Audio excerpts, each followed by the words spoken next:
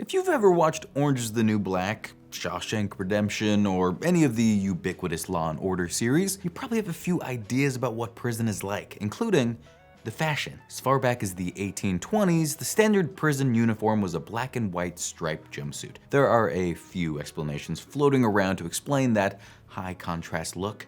Many sources say it was meant to symbolize the bars of a jail cell, others that it was easily distinguishable from non-prison garb. It may have been meant to humiliate the wearer or just been cheap to produce. Whatever the reason or reasons for its one-time popularity, the scheme started to fall out of favor in the early 20th century. It eventually gave way to solid colored jumpsuits that were intended to make prisoners highly noticeable in case of escape. Orange was popular for its visibility, but in recent years, the bright color seems to be headed back out of fashion. Many prisons are bringing the stripes back for a more punitive look, even stating that the public prefers the pattern. Prison jumpsuits actually come in pretty much every shade these days, including hot pink, which some jailers use as punishment. There is so much wrong with that fact that I don't even know where to start. So let's just move on. Hi, I'm Justin Dodd, and orange being the new black is just one of the misconceptions about prison that I'm going to discuss today, from phone calls to food. Let's get started.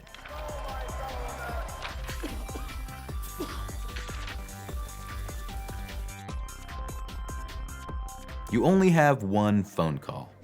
It's in every cop drama you've ever watched. When someone's arrested, they have the right to make a single phone call. Sometimes there's an agonizing choice. Do you use your one phone call to relay some critical piece of information in a coded message to your significant other? Or, as common sense would dictate, do you call your lawyer, who, if this is a real drama, is also your significant other? Well, it seems that for people in the United States, the right to a call varies depending on where you're arrested. The Chicago Appleseed Center for Fair Courts went through and examined the relevant laws state by state. They found that while most states do allow some form of phone call, others do not. California law, for example, allows 3 phone calls immediately upon booking unless it's physically impossible, and authorities have up to 3 hours to get the arrestee somewhere to use the phone. Meanwhile, in Pennsylvania, many sources say there's no immediate phone call right upon arrest. One Pennsylvania law firm explains that after arraignment, you can secure counsel, but before then, it's often more complicated. You still have your Miranda rights no matter what state you're in, but whether that comes with a call is less certain.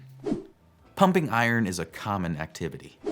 Prison movies often show people who are incarcerated biding their time by lifting heavy weights in the prison yard. While that may have been true in the 80s, it's not true for many federal prisons these days. In 1996, an amendment to the Appropriations Bill prevented the Federal Bureau of Prisons from buying training equipment for boxing, wrestling, judo, karate, or other martial art, or any bodybuilding or weightlifting equipment of any sort. One assumption undergirding this change appears to be the idea that bulking up makes the incarcerated more dangerous, both in and outside of prison. When California was told to release 30,000 incarcerated people in 2011 due to overcrowding, late Supreme Court Justice Antonin Scalia commented that they will undoubtedly be fine physical specimens who have developed intimidating muscles pumping iron in the prison gym. The financial savings associated with the new mandate were no doubt appealing to lawmakers as well. The Department of Justice, on the other hand, has long espoused the benefits of exercising in prison, stating that both residents and staff alike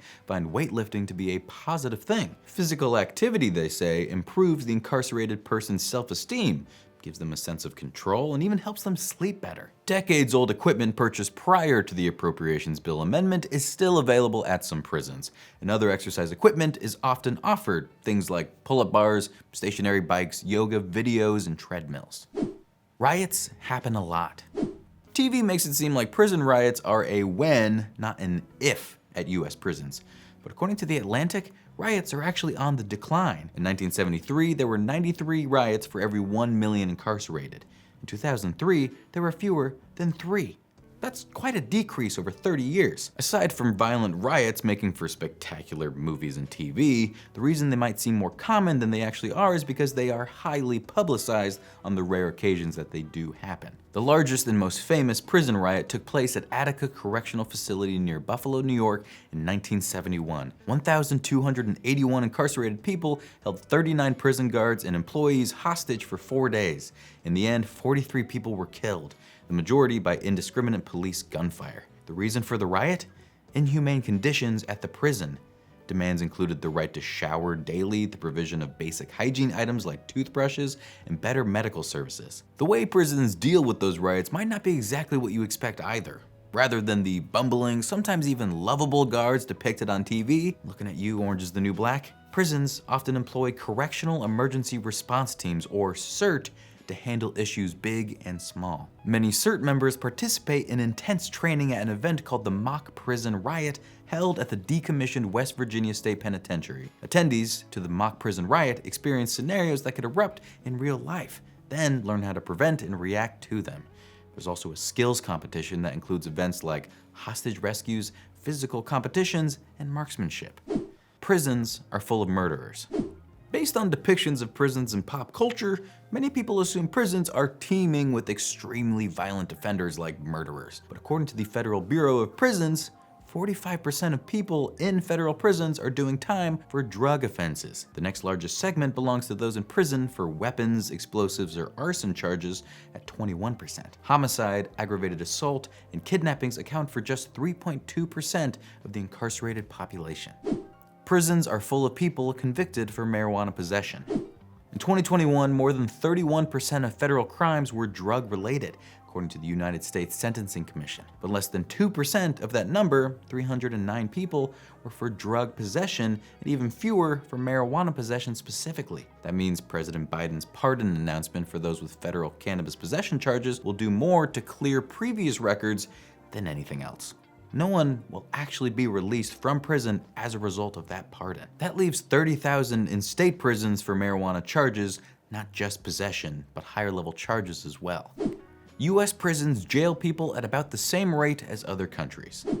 Although the US makes up just 4% of the world's population, it accounts for 19% of the world's prison population, which tells you just how much higher American incarceration rates are. Why is the United States rate so high? There are a number of contributing factors at work here, including the longer than average prison sentences the US justice system tends to dole out. US courts impose longer prison sentences than many other countries on average to people convicted of robbery, assault, drug offenses, and fraud. These long sentences, for what it's worth, have not prevented people incarcerated in the US from having high rates of recidivism. Another factor is that the US has a relatively high homicide rate, especially for a prosperous country. Even if you decry the large number of people in federal prison for drug offenses, you have to contend with the fact that a large number of people in the United States, specifically in state prisons and local jails, are there for crimes that have been categorized as violent offenses. But not all of them have been convicted. Most people in jail have been found guilty of crimes. People who have been found guilty, they might not necessarily be guilty, but that's another story, are more likely to be found in federal prison. But at a local jail, more than 80% of people are still considered innocent. They haven't been convicted of anything or simply awaiting trial. Many simply just can't afford to pay bail money to get out ahead of their day in court. Prison and jail are the same thing. People often use the terms interchangeably, but prison and jail are not exactly equal. The main difference is length of stay. Prisons are designed for long-term sentences, while jails are typically used for those awaiting trial and sometimes for people with shorter sentences. Jails are usually at a local level, while prisons belong to a state or federal jurisdiction. If a crime has been committed at the state level, that person will usually go to a state prison. Similarly, a federal crime typically means federal prison. There are also some state prisons that are operated privately, not through state or federal government. Prison is the same around the world. The number of prisoners isn't the only thing that varies from country to country. The demographics of incarcerated people and the conditions inside can also differ greatly. In Germany, for example, juvenile justice can extend to age 21, while in the US, 18-year-olds and sometimes even younger people can be housed in the same institution as older adults. Norway's Halden prison has been called the most humane prison in the world, full of green spaces, private sleeping quarters, and abundant vocational and educational opportunities. In Singapore, in contrast, prisoners can actually be caned as a form of corporal punishment. Prisons have decent libraries. Fans of Shawshank Redemption might reasonably believe that prisons have pretty good libraries. After all, studies have shown that being able to access the resources available in prison libraries is helpful for effective criminal rehabilitation. So Why wouldn't libraries provide inmates with something productive and constructive? Unfortunately, not every prison library has an Andy Dufresne to line up donations, and most prisons have little to no funding for their libraries. One particularly sad example, the state of Illinois spent just $276 on non-legal books in 1 year, and that was across 28 facilities. When donations do roll in, they can be denied at any whim for being too incendiary. In one case, an Arizona prison denied access to Grey's Anatomy because reading it might result in more requests for health care, and the illustrations were deemed sexually explicit. And no, this wasn't a risque novelization of the hit TV show, it was the anatomical reference book. Incarcerated people earn good money working prison jobs. From cutting hair to groundskeeping, people in prison do work skilled jobs and make money doing so, but they don't make much, literally pennies an hour. The range for in-house pay in US prisons is anywhere from literally nothing to a couple bucks an hour. And that's before wages are garnished for things like room and board. And to add salt to the wound, many of the skills incarcerated people develop in prison can't be used once they're released because people who have committed felonies are banned from a huge number of jobs. Don't drop the soap is a real concern.